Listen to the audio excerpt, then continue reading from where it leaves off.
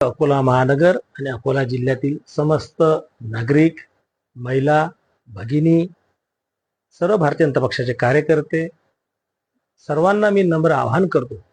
जात पात पंत प्रांत भाषा याच्या पलीकडे जाऊन ज्यांनी महाराष्ट्राचा विकास करण्याचं ध्येय हाताशी घेतलेला आहे आणि $1 ट्रिलियन ची अर्थव्यवस्था महाराष्ट्राची व्हावी यासाठी अथक प्रयत्न करीत आहे असे आमचे लाडके नेते, महाराष्ट्राचे मुख्यमंत्री आदरणीय देवेंद्रजी फडणवीस यांची जाहीर सभा 11 जूनला बुधवारी दुपारी 1 वाजता अकोला क्रिकेट क्लब या मैदानावर होऊ घातलेली आहे.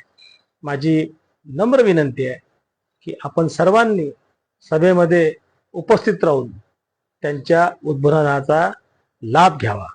परत एकदा सर्व नागरिकांना विनंती करतो की आपण अवश्य यावे आणि देवेंद्रजीचे हात बळकट करा.